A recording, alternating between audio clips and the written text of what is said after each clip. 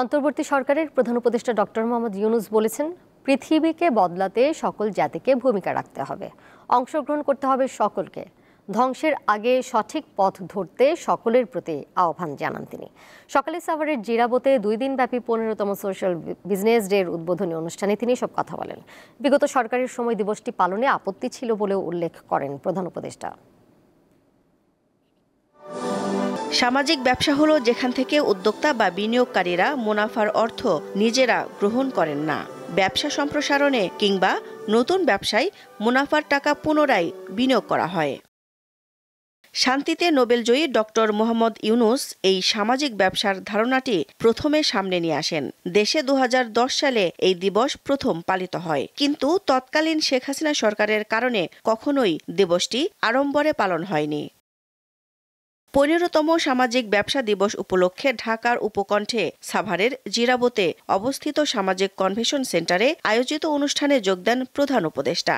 সেখানে এই দিবস নিয়ে বিগত সরকারের অবহেলার কথা তুলে ধরেন তিনি। বিগত সরকার সামাজিক ব্যবসা দিবস পালন করতে দেয়নি।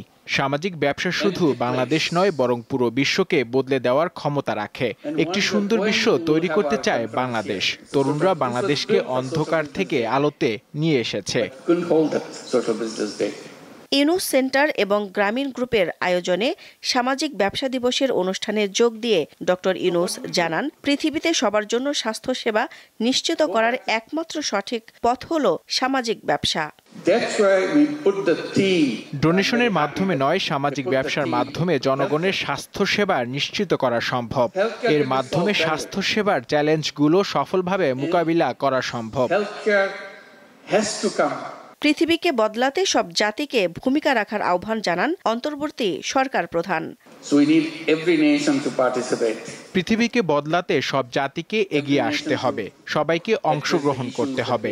ধ্বংসের আগে সঠিক পথ ধরতে হবে আমাদের। যে বিশ্ব গড়ে উঠেছে স্বার্থপরতার ভিত্তিতে, এটি ধ্বংস হয়ে যাবে। আমরা নতুন সভ্যতার কথা বলি, সেটাই ভবিষ্যতের পথ।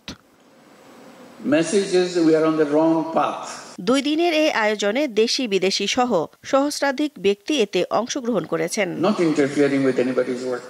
দিলশা দানি, দীপ্ত সংবাদ, ঢাকা।